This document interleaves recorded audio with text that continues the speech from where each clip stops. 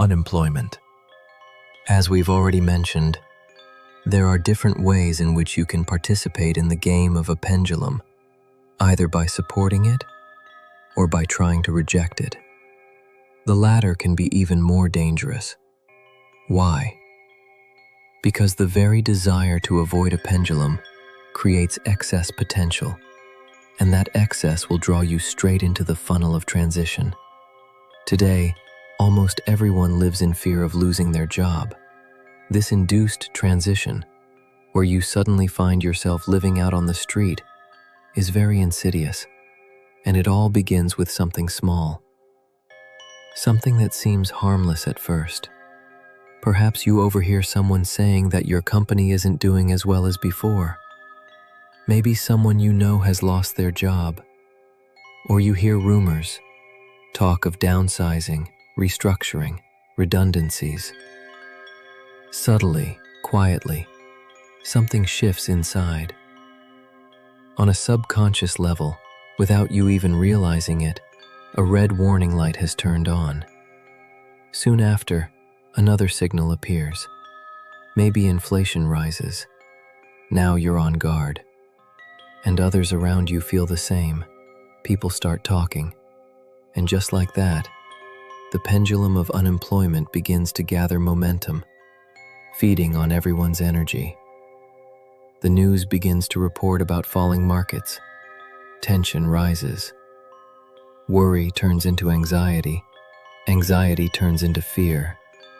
Now, you're actively generating energy on the frequency of a life track where you are unemployed. When you carry the fear of losing your job, it's as if you're wearing a sign around your neck that says, "I can be fired." And don't think you can hide that fear. You can't. Your body language, the tone of your voice, the way you speak, it all reveals more than words ever could. Once you lose your self-confidence, you're no longer as effective at work as you used to be. Tasks that once seemed easy now feel difficult. Tension grows between you and your colleagues, who may be trapped in the same fear. You bring your nervousness home, but instead of finding comfort there, your family starts to criticize and accuse you. Stress builds, and before you know it, that invisible sign around your neck now says, "Ready to be fired." At the root of this fear lies guilt. It's your sense of guilt that fuels your fear of losing your job. Sometimes this guilt smolders quietly, and other times it burns brightly in your subconscious. And who gets fired first? The worst employees, right? If you've allowed yourself to even think that you might be worse than others, that thought alone puts you on the blacklist. The key is to let go of guilt. Give yourself permission to simply be who you are.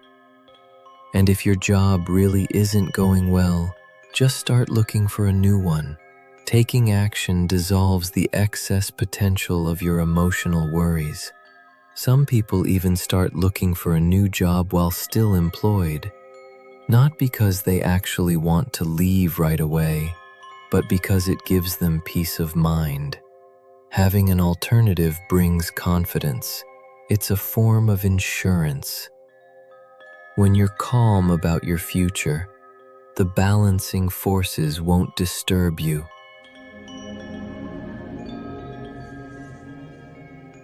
Epidemic.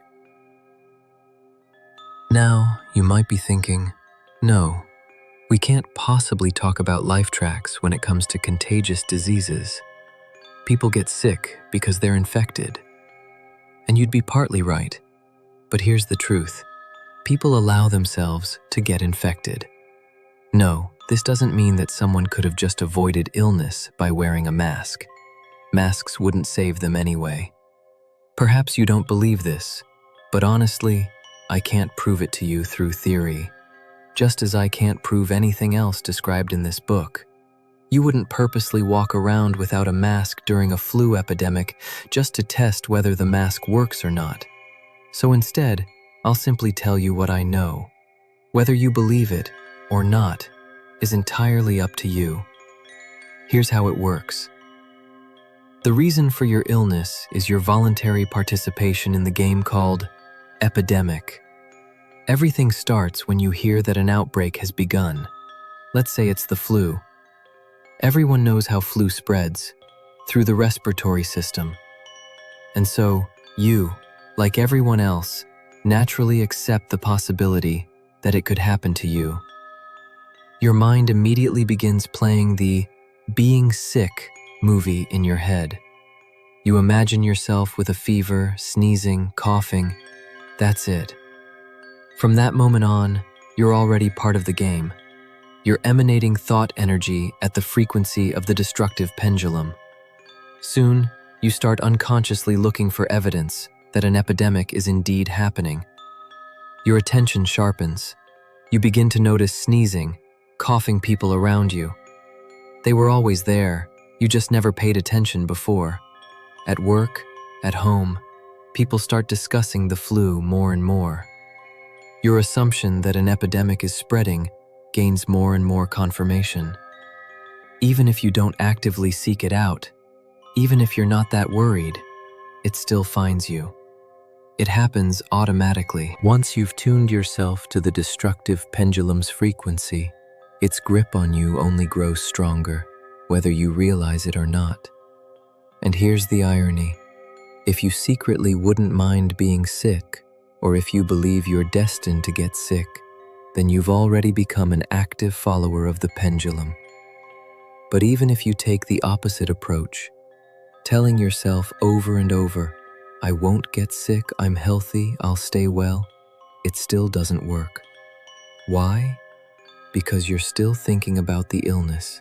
You're still radiating energy at the same frequency as the disease. The direction of your thoughts, whether for or against, doesn't matter. Simply thinking about it draws you in. Trying to convince yourself that you won't get sick only proves that you've accepted the possibility of illness in the first place. Words, whether spoken out loud or silently, have little power here. But belief, true belief, is a powerful form of energy. You can't save yourself by running to get vaccinated either, because once your mind has aligned with the illness, it's almost inevitable that you'll experience it in some form. The very first symptom gives you a choice. Will you resist, or will you accept being sick? Most people make a few weak attempts to resist, but soon enough, they resign themselves to being ill. That's when your energy fully locks in, and you move onto a life track where illness takes over. The transition begins the moment you accept the pendulum. If you simply don't care about the epidemic at all, the transition won't happen. If you're on vacation, out of touch, haven't heard anything about it, the pendulum passes right by you, like falling into empty space. Have you ever wondered why doctors don't always get infected? Many of them even work without masks. It's not because they vaccinate themselves against every possible disease. That's impossible. The reason is different. Doctors are also involved in the game of the illness pendulum, but their role is completely different. To see this more clearly, just observe flight attendants. They firmly instruct passengers to fasten their seatbelts, but they themselves walk freely around the cabin, as if, in the event of a crash, they could simply float through the air unharmed. And what about babies born with serious illnesses, such as AIDS? You may ask, are they also radiating the energy of illness? First, remember that here we're talking specifically about epidemics as a tendency, not every case of illness. Second, this book doesn't claim that infections don't exist at all, or that disease is only caused by thought energy. Truth is always somewhere nearby, but where exactly? No one knows for sure. Thank you for listening.